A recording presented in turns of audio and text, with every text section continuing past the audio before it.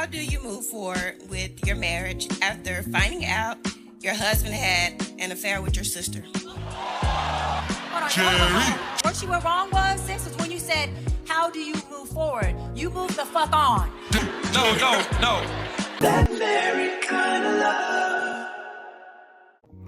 What's going on? This is the first episode of Married Kinda Love Reactions, and we came across a video, a really good one, about a woman coming up to the forefront, a wife coming up to the forefront about her husband been disrespectfully dealing with her sister.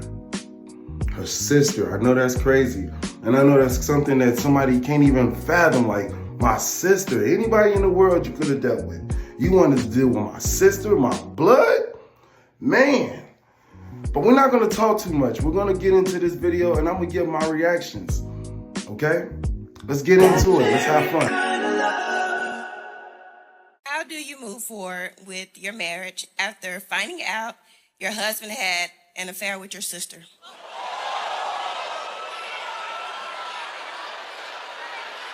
Jerry. No. We're talking about like play sister. Like, oh, that's my sis. No, first of all, what you were wrong was, sis, was when you said, how do you move forward? You move the fuck on. You move the fuck on. Yeah, I would have to believe that she's probably been in the middle, and this relationship has been rocky for a long time. And he has probably been doing stuff like this for a minute. For her to still be questioning, should she be there or not? I think she should leave, and I agree with Miss Bryan here. She should be working on, instead of trying to see how she can fix this, she should be trying to leave and get out that door. It's a wrap after that. Ain't no moving forward. How do you move?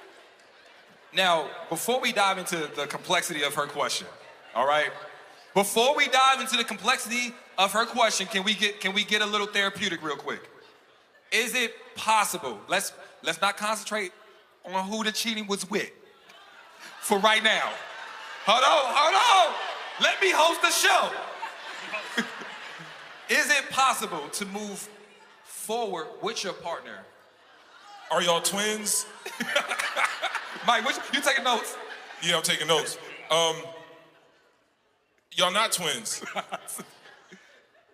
don't see it. Yeah, even if it was a twin, if any woman was to just sit there and blatantly fuck with one of my family members, yeah, she's out the door. There's no question. I'm not trying to reconcile. I'm not trying to do anything. Divorce papers, please. You don't see it? I don't see it. Go ahead. I was gonna say, I think like it's possible to move forward, but I think you move forward with the understanding that this relationship will never be the same. You understand? Like, we're gonna grow into a new version of this relationship. A lot of people be feeling like, okay, just because I said I'm sorry or I got counseling or whatever the case may be, that we can hit the ground running. But in her situation specifically, like with my sister, it's over with, gang. It ain't even nothing to talk about. Now, when we talk, hold on, one question. When we're talking about cheating, you just mean you caught him sending a questionable text. We're not talking about actual all the way cheating. Complete, the whole effect. Okay, what was your question? Do you want to move forward? I'm not sure. You're not sure? Yeah, I agree with Q. There's no moving forward with this, and this has got to be a self-esteem problem. And he's probably has never really bigged her up to the point that she feels that she's confident within herself. Because there's no way that a woman or a man alone can sit there and still look this person in the face with love and respect when they have slept with a family member. Who's to say they won't do it again? And her sister ain't shit. Her sister has been a snake in the background for a long time. She probably was telling him that he ain't shit as well, and she turns around to go fuck with him. It's crazy. This is super crazy. So this is what I'm going to say. When you find out somebody that you love has dishonored you and has betrayed you, the intention is not to figure out how to move forward with that person, because now you're continuing to betray yourself, right? So now what you do is you grieve, because you have essentially just lost connection to your spouse, and you've lost connection to your sister, and you've lost connection to family. So your intention and what you should be focusing on is just the grieving process, and the only person that matters in that is you. You putting a lot of focus on how you move forward in a relationship, and the only relationship you should be focusing on right now is a relationship with yourself. Ooh, good point. Clap it up, clap it up, clap it up, clap it up. And I notice, before we move on to the next question, I notice a lot of people use the word move forward as it relates to staying in a relationship. But moving forward also means you can take your own journey towards what you really need in life that's safe, that's fulfilling, that's trustworthy, all right? Oftentimes we think a breakup or a divorce, as ugly as it may be, is a step back, when it really is a step forward to your new you, your new path and your new purpose, all right? There are certain, go ahead. And I just wanted to add that I want to offer that you do get into some type of therapy because you're dealing with the duality of a double deception. Your husband deceived you and your sister deceived you. Two people that at some point I'm sure you thought you had a safe space with. So for you moving forward without getting the proper tools of helping you process through that and gaining back a sense of self, you're going to go into new relationships and project deception and a lack of trust on everyone else, which you would have every right to do because of what you came from. But I want to make sure that this situation doesn't deaden your future. I want to make sure that this situation doesn't have you becoming the self-projector of I can't trust anyone, all men are dogs, and I can't trust women either. Because this is the duality of double trauma. And I want your healed self to get into a relationship moving forward, not your dysfunctional, trauma, painful self to get into a new relationship. Mike? Yeah, it's all about her fixing herself now at this point because the relationship will never be the same. She's got to also think, have she's ever overlooked anything that he has done blatantly in her face and that gave him the power to think, hey, I can keep going. I can keep doing this. She has to get into some type of therapy or a group that will sit there and let her know to hold herself accountable of looking at who she's dealing with from a day-to-day basis, because there's no way that this just started. There's no way that he did not show his true self because they're married.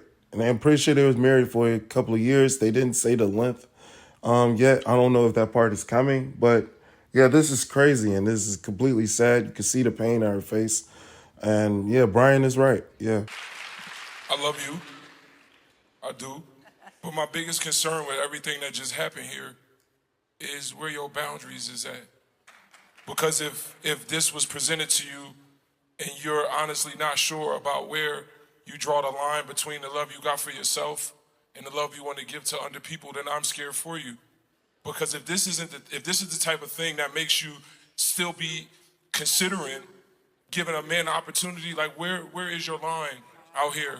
Where is your wall? Where is your protection from the people that will play in your face?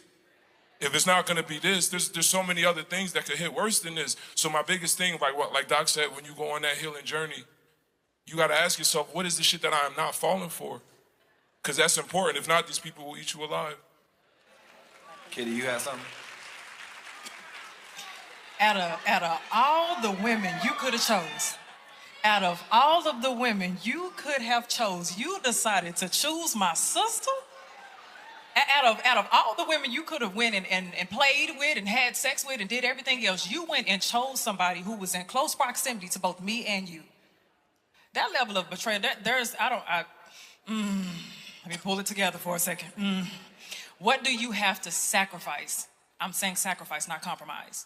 What do you have to sacrifice to stay in a place of both familial trauma, familial betrayal, relational trauma, and relational betrayal? There is some part of you that you will have to sacrifice. There's a value that you will have to sacrifice to be able to maintain that marriage. You chose my sister. That says so much about that man's character. What else needs to be said about his character? And then my question is, what was the dynamic of that relationship that you had with my sister to begin with as well? Because my sister is also a part of me. We family. So when you look at me, did you see my sister? When you looked at my sister, did you see me? And you still decided to keep going. When you were having sex with her, were you having sex with me as well? All of those things need to be taken into account before you decide to move forward in that marriage. This ain't even the fact that you stepped outside of your vows. You went inside of my own personal family dynamic and made a decision that affected our vows. Question, just real quick.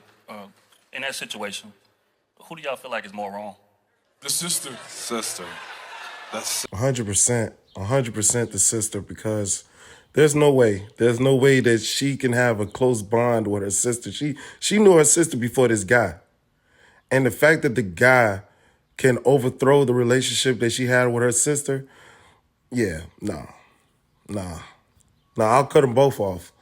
Family meetings, don't invite me when she's there. I don't want to come around. It's not even about the pain. It's not even about the disrespect. It's literally just, I don't want you in my life anymore, and you're not going to have no access to me. Yes, sir. She'll get cut off too. Yeah. They all get cut off. Can I say this to you real quick? Because I know when you're not in this situation, right, and this is not making excuses for anything, but when you're not in a situation, it's easier for you to see the pathway out. What happens in these traumatic experiences, you are stunned and shocked. You have lost your sense, a lot of times your sense of sanity. You can't even sleep, you can't eat, you're not thinking, processing properly. So to come to the mic and ask that question, I can understand, like, because it's disorienting. Like, we've all been there before where it's like, you're so shocked because in one moment you find out this person that you have committed your life to, everything you got is different than who you thought them to be. Your whole, maybe, right, maybe. But I'm saying there are sometimes you can, Tuesday happen and you find out your husband or your wife is a bad person. You know what I'm saying? Like Monday, good person.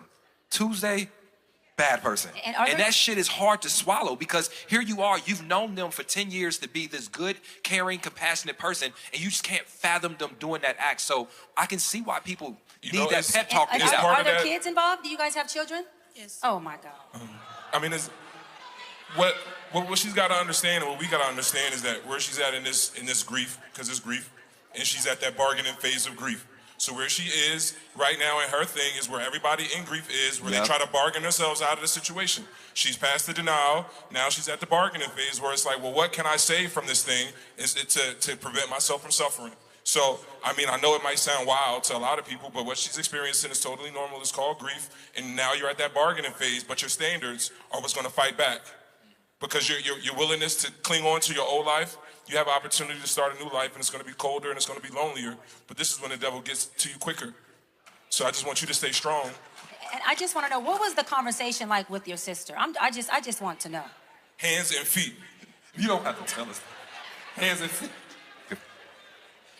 It's a lot of people chiming in on your personal situation. You asked the question. So I know if you had enough courage to ask the question to us, you've also asked the question to everybody in your family circle or people around you that you can trust. This is not the time where you inquire to outside sources. This is the time where you get silent and you get still and you have a conversation with the God of your own understanding, because now we know that it's not just about you. We know that there are children involved. And when you are in any type of relationship, you always got to know, how far am I willing to go? And if you don't have that boundary, you will always betray yourself. And every person you get in a relationship, they will betray you too. And the betrayal is not just because the love for you is not present. It's because this is how God teaches you lessons. If you don't learn how to love you, then he's going to continue sending people to you that don't love you either. So this is your opportunity to learn how to love yourself and to learn how to make a very serious and important decision, not just for you, but also for your kids. There's a lot of karma that comes when you allow somebody to betray you. Everybody that follows is going to continue to follow that same footstep. So this is your opportunity where you make a choice for yourself and you get silent and you really take intentionality in that stillness. Yeah, no, give it up for that. I keep thinking about, like, let's say she does take him back. How does that look going forward? Like, that's my family, right? So family functions, Thanksgiving dinner, December, Christmas. I got to be around, like, constantly reminded of the trauma. I think the best way to heal from trauma and issues of that is to remove yourself from it. But if I take them back and I have to be around my family, like, that's my sister. Like, what am I telling my mama? Nah, you can't invite her because me and my man coming. You understand? So it's like, your mom gonna say, no, that's my baby, I'm gonna invite her. So it's like, how does that look going forward if you do take him back? You got a cousin Faith her. No. Trail made a really good point. That's why I said to you earlier on. Cousin Faith from Soul Food? Family, No. fuck my husband. But at the root of it all, y'all are still family. You have kids with this man. This is why at the beginning I offered therapy, right? Get some help. Build a village, get support. Because this is not, you can walk away from the relationship, but you're not walking away from a family dynamic. You do have to co-parent with this man at some point. That is gonna take effective tools for you to learn how to do that from a capacity where you're just co-parenting and you're able to do what's healthy for your children. You can cut them off from you, but that's still their father, right? Now your sister, that's your sister. That's your sister, let me bring it back. That chick, I almost took my Dr. Brian hat off, y'all. She can go where the hell she need to go. But him, you have to learn how to co-parent with this man because fortunately or unfortunately, you've already started a family with him. And I think it's best that you remove yourself like Trill said, but you got to get the effective tools because you have a lot of moving parts, a lot of heavy weight, a lot of stuff that you do not, and I do not want you to have to do on your own because some things you can't, sis. Some things you just can't. And this is one I want to say you can't and you shouldn't have to. Appreciate it. Thank you for your question. All right, thank you for your question.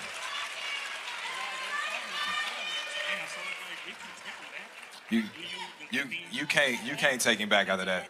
Like, I don't know, like, that's a different level of betrayal there. And it's like, that's the type of thing that'll keep you up at night. That's up like, there. Up there. It's up there. It really is. Yeah, it's gonna look like this is gonna be a bumpy road for her because if you ask me, she doesn't seem like she's ready to leave. And like your family, like just trampling all over your marriage when that's supposed to be something that's so sacred to you and that guy, and him just not giving a fuck and him just stepping in and fucking with your sister. Like I can't even fathom it. Like I'm tongue twisted even thinking about it. You tell me what you would do in this situation. Would you leave? Would you stay? Would some of you get your get back? I know a lot of people like to say that that's something they would do. What would you do? I would like to know. Like, subscribe, comment, your point of view. And again, this is Married Kinda Love, episode 1. All right, we out of here. Y'all take it easy. That married kind of love. That married